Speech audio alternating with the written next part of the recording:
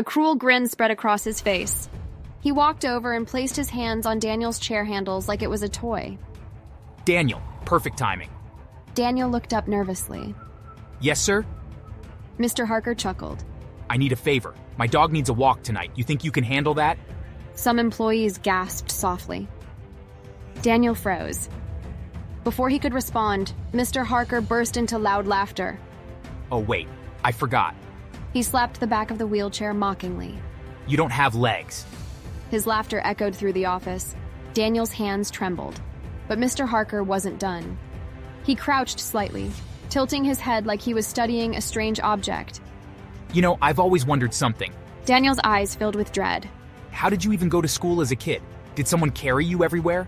And how do you, He smirked cruelly. go to the bathroom?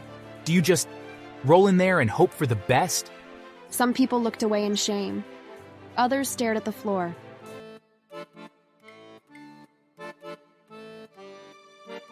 My name is Anastasia Volkov, and the first thing you should know about me is that I didn't come to America chasing a dream.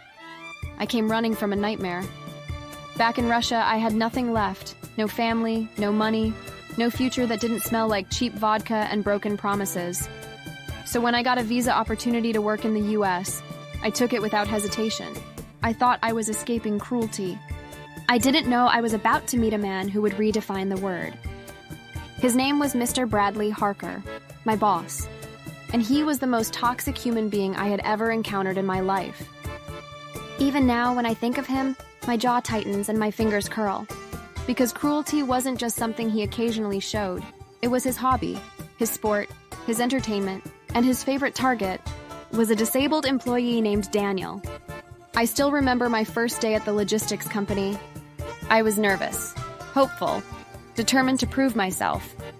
Daniel was the one who greeted me first. He was in a wheelchair, but his smile was warm. You must be the new hire. Anastasia, right? Yes, that's me. Don't worry. It's scary here at first, but you'll get used to it. He said it with a strange tone. Not reassuring, resigned. I didn't understand what he meant until Mr. Harker walked in. He was tall, loud, and permanently angry. He scanned the room like a predator searching for prey. His eyes landed on Daniel, and then he smirked. Daniel, why are you typing so slow? Did your hand forget how to work again? Some employees chuckled nervously. Daniel lowered his head. I'm trying my best, sir. Mr. Harker clapped mockingly. Your best? Your best is costing this company money. He walked behind Daniel and leaned down. You know what we call employees like you? He paused. Charity cases. The room went silent. I felt my stomach twist. But Daniel just swallowed hard and kept typing. That was only the beginning. Every day it got worse. One afternoon, Daniel dropped a stack of files because his hand trembled. They scattered across the floor. Before anyone could help, Mr. Harker burst into laughter. Careful. Someone get him bubble wrap before he destroys company property. People laughed awkwardly. Daniel's face turned red as he struggled to pick up the papers. I walked over and knelt beside him. It's okay. I've got this. Mr. Harker rolled his eyes. Anastasia, don't waste time. He's used to cleaning up his own messes. That moment, I knew exactly what kind of man he was. Later that same week, Daniel rolled into the office in his wheelchair, carefully positioning himself at his desk. Mr. Harker spotted him immediately. A cruel grin spread across his face. He walked over and placed his hands on Daniel's chair handles like it was a toy. Daniel, perfect timing. Daniel looked up nervously. Yes, sir? Mr. Harker chuckled. I need a favor. My dog needs a walk tonight. You think you can handle that? Some employees gasped softly. Daniel froze. Before he could respond, Mr. Harker burst into loud laughter. Oh, wait. I forgot. He slapped the back of the wheelchair mockingly. You don't have legs. His laughter echoed through the office. Daniel's hands trembled. But Mr. Harker wasn't done. He crouched slightly, tilting his head like he was studying a strange object. You know, I've always wondered something. Daniel's eyes filled with dread. How did you even go to school as a kid? Did someone carry you everywhere?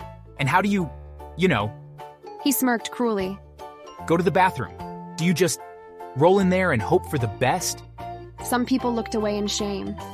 Others stared at the floor. Daniel's face turned red, his eyes glassy with humiliation. And that was the moment I felt something inside me snap completely. Because what I was witnessing wasn't just bullying anymore. It was cruelty so deep, so heartless. It felt almost inhuman. And that was the moment I knew. Mr. Bradley Harker wasn't just a bad boss. He was a monster. But the worst incident happened during a team meeting. Daniel was presenting a report.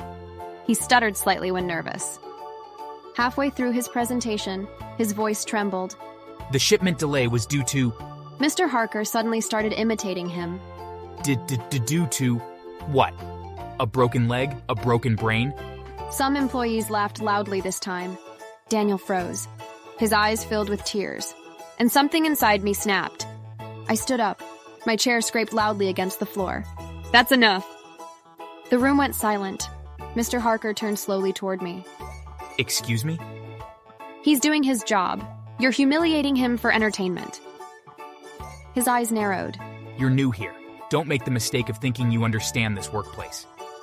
I understand bullying when I see it. The room felt like it was holding its breath. Mr. Harker smiled, but it wasn't friendly. It was the smile of someone planning revenge. From that day on, my life became hell. I was assigned impossible deadlines. My work was constantly reviewed and criticized. Emails I sent mysteriously went missing. Projects were taken away from me at the last minute. Then one morning, HR called me in. The HR woman didn't even look me in the eye. We're terminating your employment due to performance concerns and unprofessional conduct. I stared at her in shock. Unprofessional? For standing up to harassment? She folded her hands. There are no records of harassment. That's when I realized they had erased everything. Mr. Harker had connections, power, influence, and he used it. What followed was worse. Every job I applied for rejected me. Some interviews went well, until they contacted my former employer. Then suddenly... We regret to inform you. Over and over. Weeks passed. Savings ran out. Hope disappeared. I sat in my tiny apartment staring at my suitcase. And I knew I had lost. I should just go back to Russia. It felt like surrender. But I had no choice. 2 days before my flight, I went to a Russian grocery store. That's where I met Victor, an old childhood friend from Russia. He was involved with a gang, and we hadn't seen each other in a very long time. He recognized me immediately. You look like someone who wants to punch the world. I laughed bitterly. Close, just one person. We sat and talked for hours, and for the first time, I told someone everything about Daniel, about Mr. Harker, about losing everything. Victor listened quietly. Then he leaned back and smiled. You know, I work with people who handle problems. What kind of people? He grinned. The kind who believe in creative solutions. I didn't ask questions. I just nodded, and that was enough. What happened next was the most bizarre revenge I've ever witnessed. First incident. Mr. Harker arrived at work to find his office filled with hundreds of rubber chickens. Everywhere. On his desk, on his chair, hanging from the ceiling. A note read, "Stop clucking at the weak." He was furious. But there were no cameras showing who did it. Second incident. His expensive car was wrapped entirely in bright pink plastic. Across it, in huge letters, "Bullies have small brains." He screamed in the parking lot while employees filmed secretly. Third incident. Every morning for a week, a mariachi band followed him to work playing loudly while singing, "Treat people nice or pay the price." He tried calling police, but somehow, they always left before officers arrived. Then things escalated. One night, he went home and found his entire lawn covered in mannequins. All of them had name tags that said, Daniel. That broke him. He stopped sleeping, stopped shouting, stopped smiling. Fear replaced arrogance. But the final event ended everything. He was abducted briefly, blindfolded, taken somewhere unknown. He was returned hours later, missing one finger, with a note. "Next time it's your tongue." He resigned the next day, sold his house, and disappeared from the city. Victor told me calmly. Problem solved. I stared at him, stunned. You cut off his finger? He shrugged. He's lucky we stopped there. I flew back to Russia with a strange feeling in my chest. Not joy, not guilt. Something in between. Because revenge doesn't fix everything. But sometimes, it restores balance. And last I heard, Daniel was promoted. The workplace culture changed. And Mr. Harker? Well, I heard he now works quietly in another state. And he never yells anymore. Probably because he can't count past 9 on his fingers. Anyway, if you learned anything from my story, it's this. Never underestimate quiet people. Never tolerate bullies. And never mess with Russians who have connections.